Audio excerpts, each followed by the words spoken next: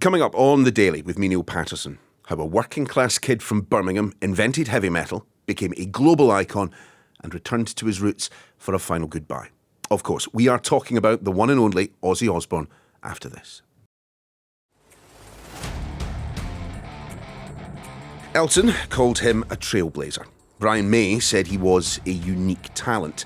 Foo Fighters said rock and roll wouldn't have been as loud or as fun without him. In the 80s, I was the crazy guy in rock and roll. If you wanted me to do something, tell me not to. It was a no-brainer for this episode, Ozzy Osbourne, and how life in the factories and foundries of Birmingham helped him, and of course Black Sabbath, bring heavy metal to the world. So obviously we've recruited a Brummie to help us do that. The Birmingham music historian Jez Collins will be with us in just a minute. But also our entertainment reporter Gemma Peplow, who was at that final gig at Villa Park earlier in July. Gemma, just describe it. How was it? So this was announced earlier this year, but I understand it had been in the works for a couple of years, really. And the mastermind, I think, of Sharon Osbourne, who'd really driven it, billed as his final bow. He wanted it to be his last performance, reuniting with Black Sabbath, but also getting all of these incredible metal and rock bands as well on stage, so that he could be there to see it. And it was quite a thing witnessing it. We spoke to fans there who kind of said, you know, how honoured they felt to be there to sort of see this goodbye. And fans, they must have been there from all around the world, I'm presuming, because, I mean, even if it wasn't a homecoming for them in going to a concert in Birmingham, it was a homecoming in the sense that this truly is the city where heavy metal was born, wasn't it? And Ozzy Osbourne and the rest of Black Sabbath, they were responsible. Yeah, and you could really see that on stage. I think it was about 10 hours in total. You know, it was a real kind of mini festival throughout the day. And some of the bands that were on, Metallica, Guns N' Roses, and then kind of artists like Steven Tyler, Ronnie Wood. We had a drum off, Travis Barker was involved, Chad Smith, and then the kind of handing over the baton to artists like Youngblood, who sang Changes. Well, James Hetfield of Metallica, and it said something on stage. He said, you know, without Ozzy, without Black Sabbath, there would be no Metallica. And it was a sentiment that was kind of echoed by pretty much all the performers who were there, really. They all kind of spoke in different ways about Ozzy's influence, about Black Sabbath's influence, and how that had changed music and inspired them to be there. Who knows whether they would have been without him. Birmingham was central to this band, wasn't it? They're all from the place to start with. Yeah, all from Birmingham, kind of grew up there, and it was something Ozzy had spoken about in interviews, how kind of proud he was that they were kind of these four lads that, you know, got together to make this music. They weren't put together. There was nothing kind of corporate about it. Villa Park, Aston Villa, really obviously meant a lot to him. It meant a lot that fans would get to see him there, that the last show would be there. And I mentioned the kind of little touches around the gig that were really nice. And towards the end, when they had the confetti cannons, this wasn't kind of sparkly or glittery confetti. It was, black confetti, and it had a kind of message on it, which said, it was something like Ozzy Osbourne, Aston Villa. It had the date of the gig, and then Birmingham forever. And I've kept one. I've got it at home now. So, and I'm sure, you know, thousands of other fans did, and that's what it meant to him. Let's bring in music historian Jez Collins from the Birmingham Music Archive. Jez, very good to have you with us. Hi, Gemma. Hi, Neil. Jez, let's look back to start with. I mean, take us to Birmingham in the 60s and just describe the music scene at that point. So in the 60s, Birmingham was a very industrialised city.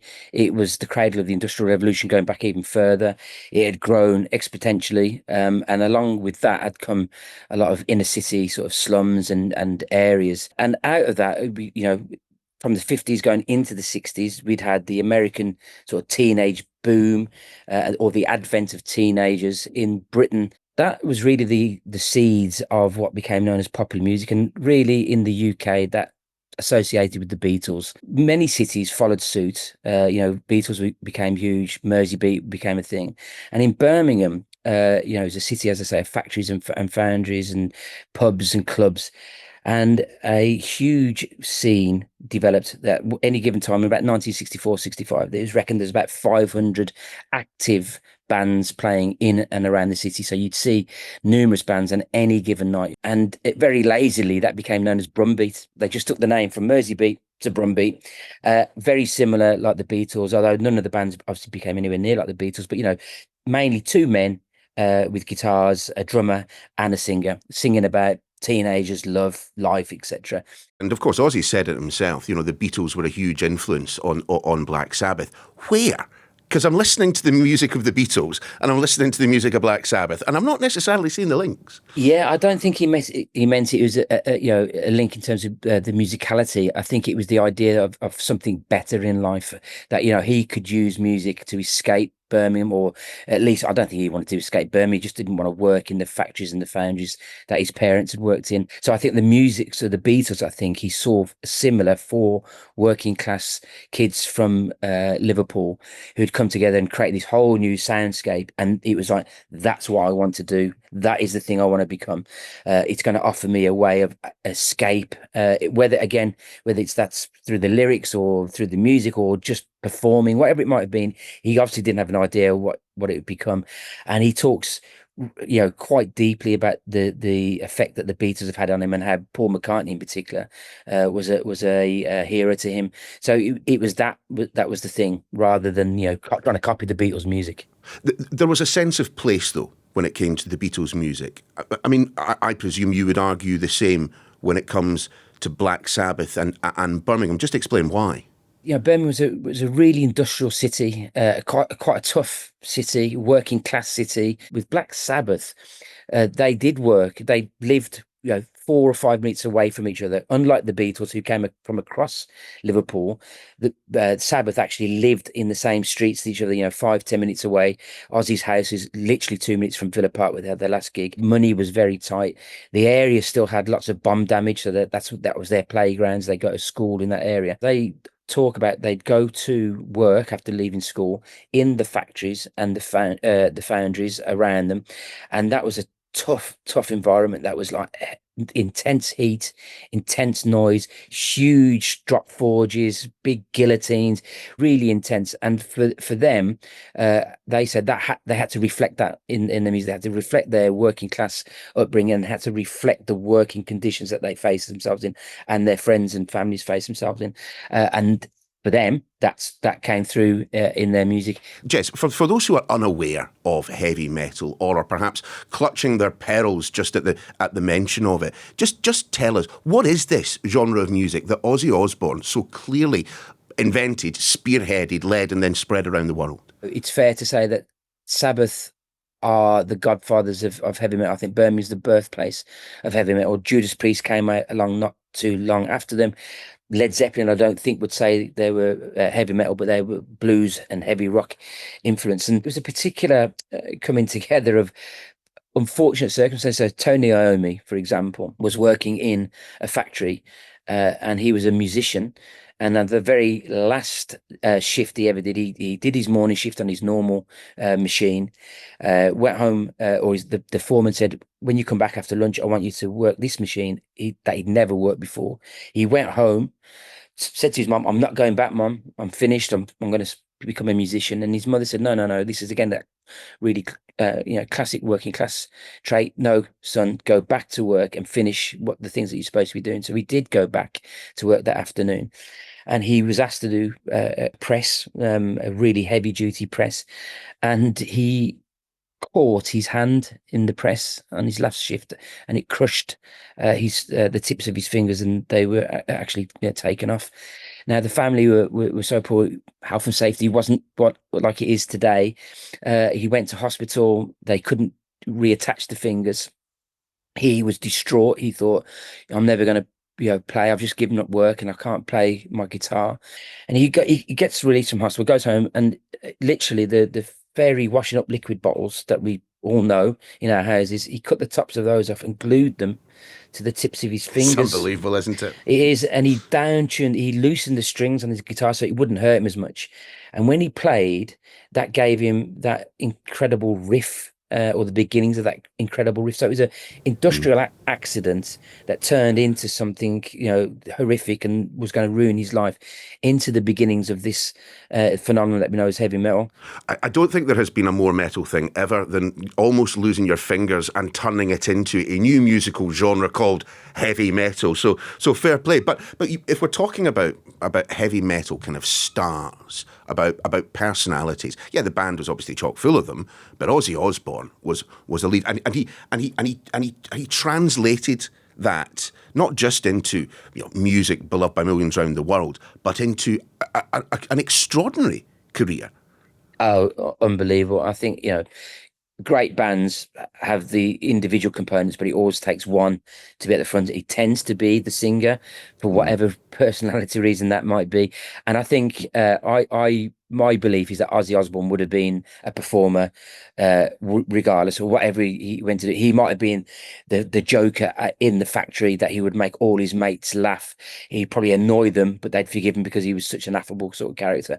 He happened to become a musician with this great personality. He had a fantastic voice. We don't often talk about Ozzy's voice, particularly in those early albums. It wasn't trained, it wasn't forced. It was just this incredible falsetto that he could bring, along with the sort of hard edge of the blues, and it just transcended. And I think a lot of that came through Ozzy and through the lyrics that he sang about. They sing about anti-war, about environmentalism in those very early stages. They were quite open about themselves, and he then went on to become this global icon. But you don't become a global icon if you cannot sing or you cannot write. 75 million album sales with Black Sabbath, 65 million with his solo material and counting. What's that? 140 million records sold.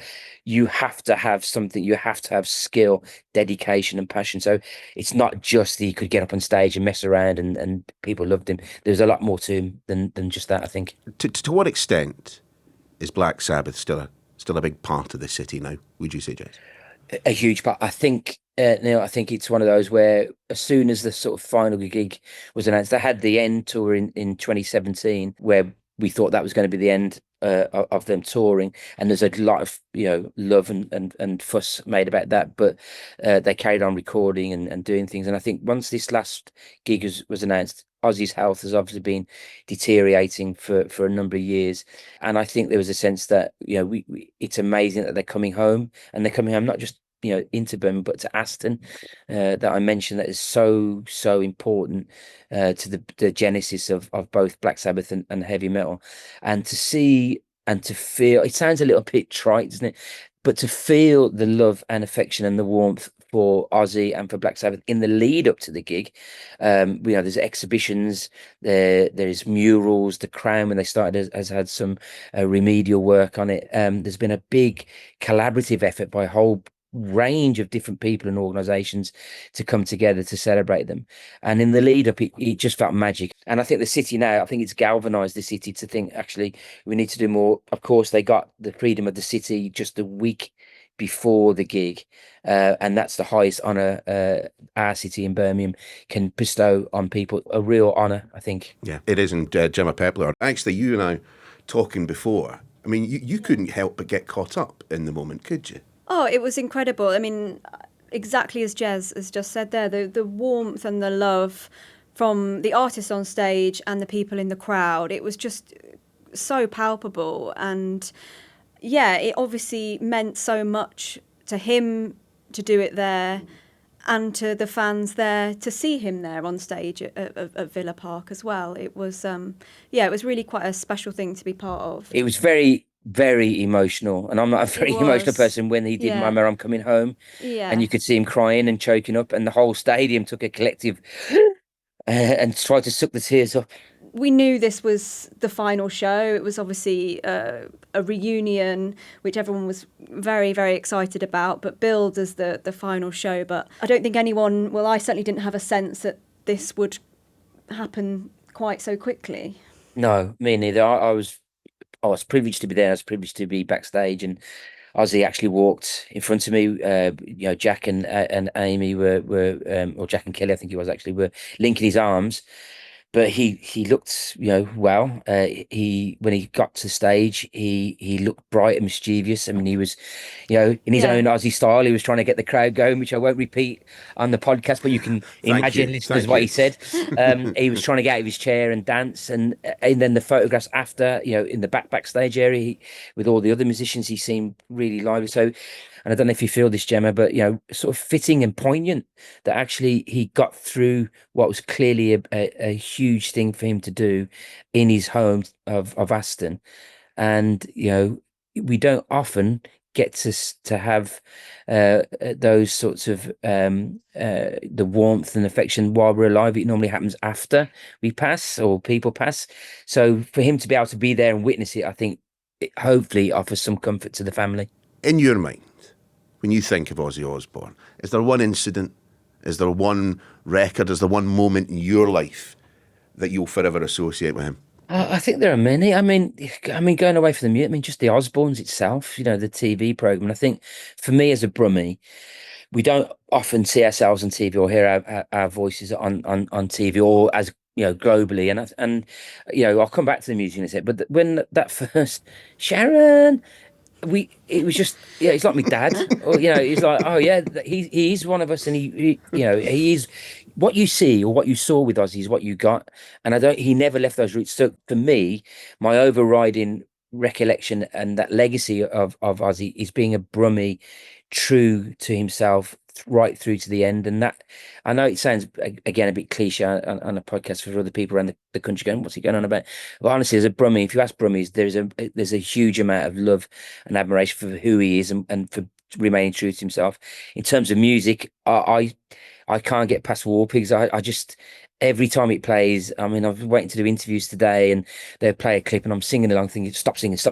You're going to be you're going live to whatever million people, and they don't want to hear your voice." War Pigs and that sentiment is just an incredible song. And then Mama, I'm Coming Home, because of the reasons I mentioned earlier, is just the perfect sort of ballad, power ballad. So that would be my three. I'm allowed three things that I would remember Ozzy by. On a day like today, Jez, do you know what? We'll let you away with it. Jez Collins, Gemma Peplow, thank you both very much indeed. Really appreciate it. The Sky News Daily will be back in your feed tomorrow night around 5. And if you're listening to us on Spotify and want to leave your own Ozzy Osbourne memories in the comments, do so. I'll give them a read. We'll see you tomorrow.